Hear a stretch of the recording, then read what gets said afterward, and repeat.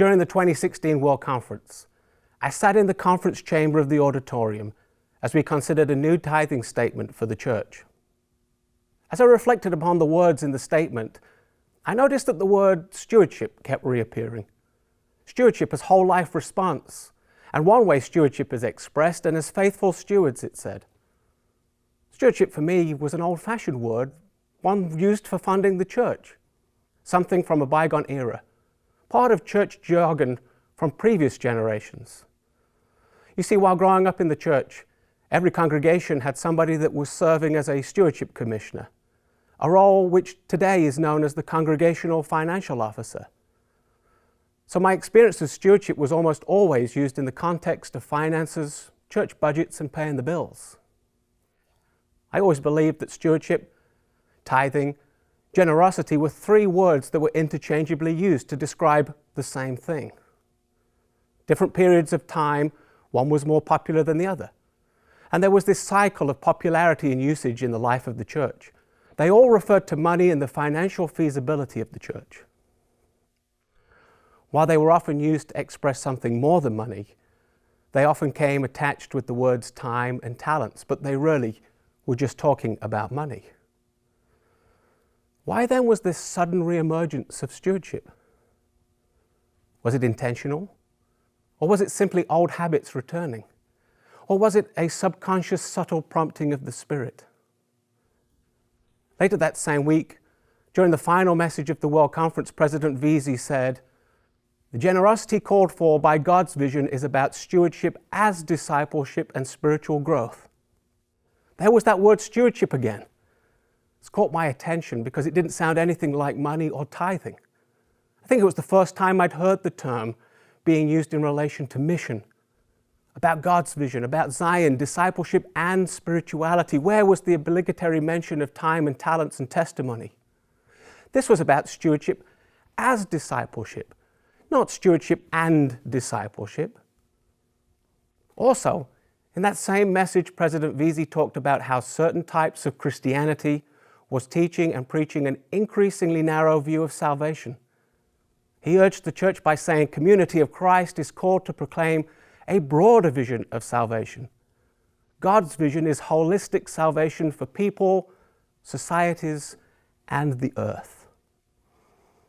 I felt the church was being challenged to reclaim the word salvation from those that had hijacked and narrowed its meaning within Christianity.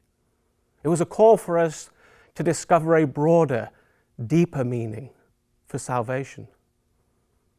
I remember thinking, what if the same's true for the word stewardship? What if its meaning too had been narrowed? What if we were being called as a church to reclaim stewardship, not to bury it away, not to suppress it into the appendix of time or to avoid its use, but instead we were being challenged to reclaim it and to embrace its fullest and deepest meaning? You know what I discovered was stewardship never really went away. It's mentioned in the Doctrine and Covenants 162, 163, 164, and 165. It had refused to be silenced, and its presence was continually evident throughout the years, even though I thought it was being downplayed and hidden away. The truth was, whenever I heard the word stewardship, I stopped listening. Assuming I knew what was coming next, assuming I knew what was being said, but I didn't. So how are stewardship, tithing, generosity different? Many ways.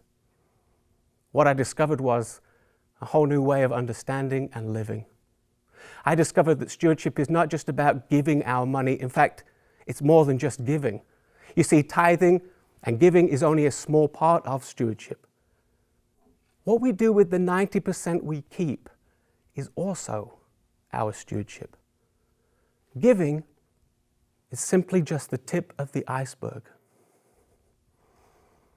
Stewardship asks for 100% of us, not just 10%. What if stewardship is not just about what we do in church and how we manage and use our health, skills, abilities, time, resources, opportunities, and spend responsibly? It's not about where you work and how much you make. It's about how you work and how you treat those that you work with. It's about choosing a simple life, not because you're cheap and frugal and mean, but you want to be free to walk lightly on the earth and make a difference with everything that you have so that you can make change happen. How we spend our money, how we use our time, how we nurture our gifts and talents is our disciples' generous response. It's not just about when we come to give something away. It's about what we do with everything we have, the choices we make, so that we have something to give away.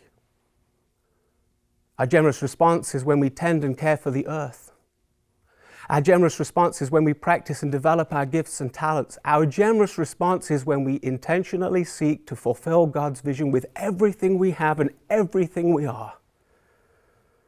And it doesn't mean when we come to give it all away. Our generous response is in authentic and honest gratitude we show towards God, not with the 10%, but what we show God in gratitude with the 90% that we keep. That's stewardship as whole life response, not a 10% response. Our generous response is when we spend responsibly and we live within our means and we create a margin that increases our capacity to respond, a margin that increases our capacity to share, a margin that increases our capacity to make a difference. What I discovered was stewardship wasn't simply another word for tithing or money, but it's actually another word for mission, ministry, and discipleship. And it's time we reclaimed it so we can generously respond with all that we have and all that we are.